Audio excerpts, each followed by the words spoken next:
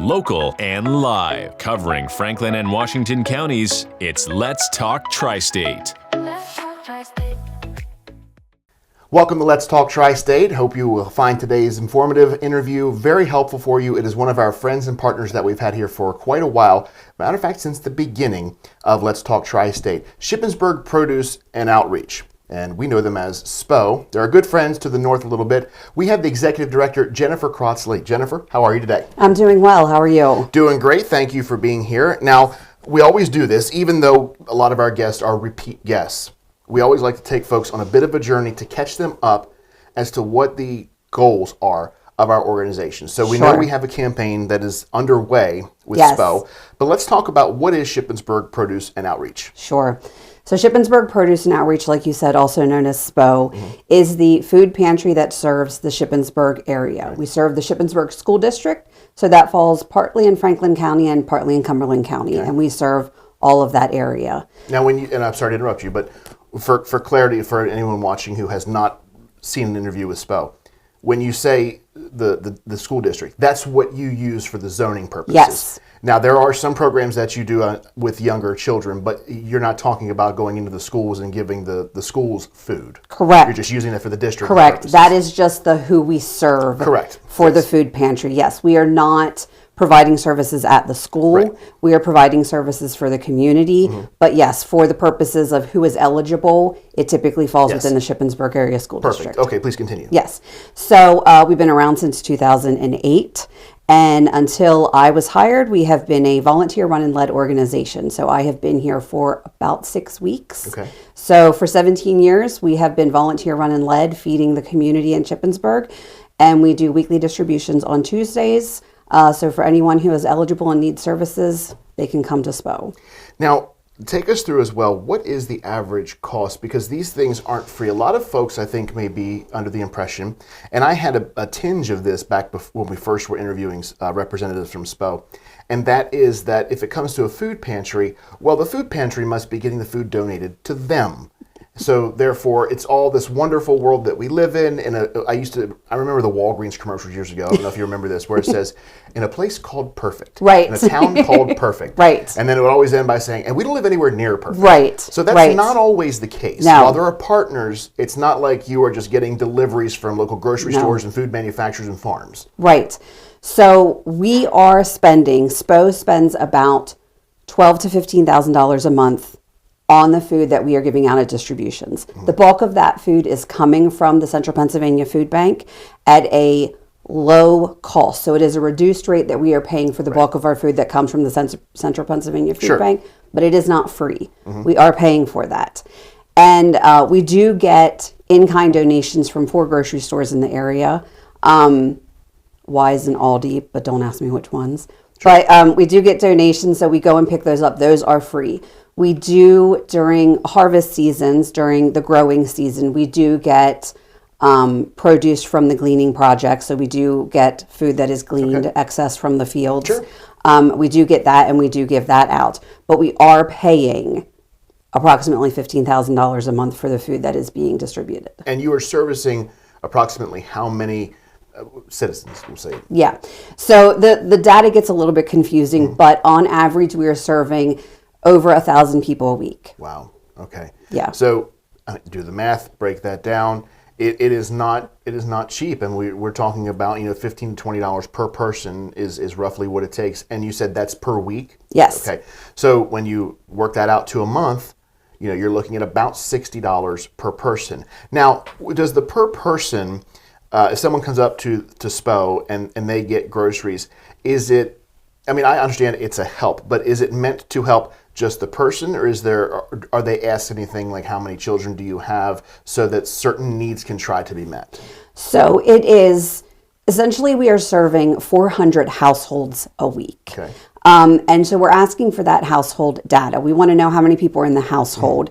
And some, household sizes vary. It may be a single person. It may be, a single parent with 3 kids. It may be multi-generational houses, which is definitely, we have seen an increase in that.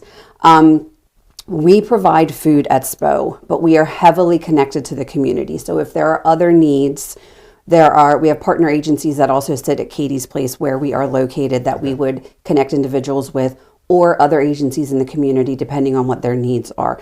But if we have someone who has a need outside of food, we can connect them with people. But as far as the food, each household is typically getting the same thing, except households who have meat restrictions. Maybe if it's a no meat or a no pork or things like that, then we try to provide substitutions.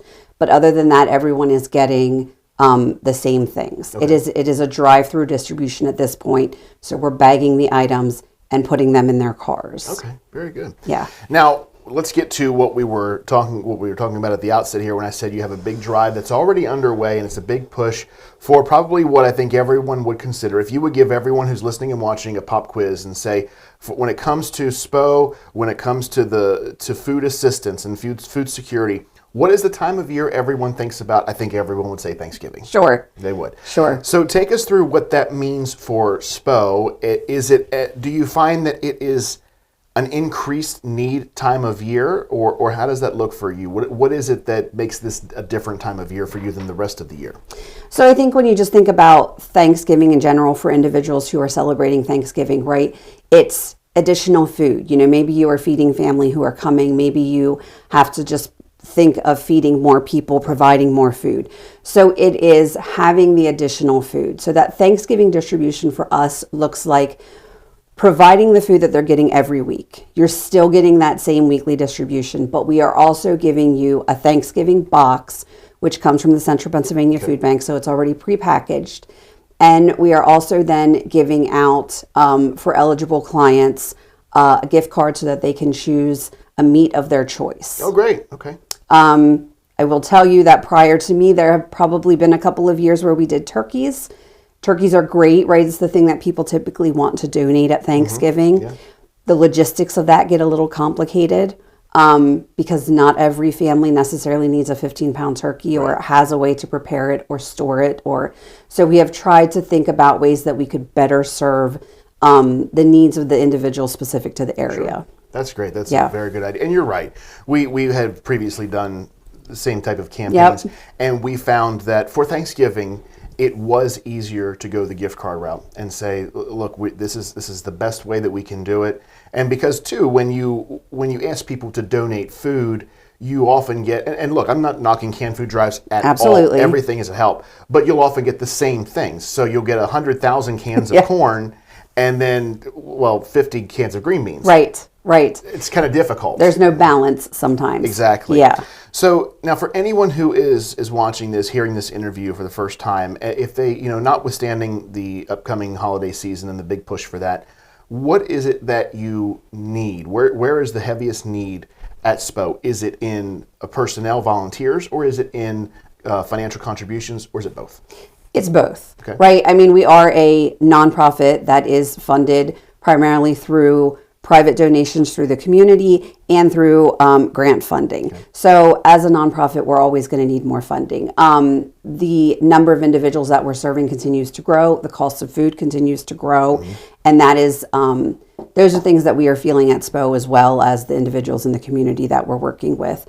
But we also need more volunteers. Some of our volunteers have been there probably a handful since the beginning. Okay. And some have been there for 7 or 8 years, and they're amazing people. But the reality is that in the next few years, I see some of our volunteers aging out. Mm-hmm. And so I'm kind of looking in the next 2 years to grow our volunteer base with really some younger clients, some clients who can really kind of do the heavy lifting and do some of the more manual labor that is difficult for some of our individuals, although they still do it. Yeah. It would be nice to have, high school students, university students, people who, are maybe working a different shift and they could volunteer during the day. Even partnering with some corporations and agencies in the community that do paid volunteer time for their staff. Sure. I'm looking at, can we get you to come the first Tuesday of the month? Right? You don't have to come every Tuesday, but could we get kind of a recurring schedule where we're spreading those volunteers out? But definitely having more volunteers would be amazing. Okay, and all the information is shipout.org. Yes. Correct? Okay, make sure you visit that website. And before I let you go, Jennifer, I want to make sure, is there anything that you wanted to cover that we didn't today? I know we have the big push. That's a laser focus right now. Sure. And then after that, of course, we'll get into some other campaigns that you guys do, and you're welcome to come back for that. But is there anything that you wanted to cover that we didn't today? I would just say, if individuals want to go to our Facebook is always has kind of the what's happening right now. Sure. In addition to our website. Very good. And the Facebook page is easy to find. I found it as well. Yes. Shipout.org. That's the website. Make your donations now. All the volunteer information can be found there. And as Jennifer said, on the website shipout.org. Jennifer, thank you so much for joining us today. Thank we appreciate you. it. And as always, we thank you so much for joining us on Let's Talk TriState. Let's talk TriState. If you'd like to be featured on an upcoming episode of Let's Talk TriState, call 717-597-9200 or email letstalk@921thegoat.com.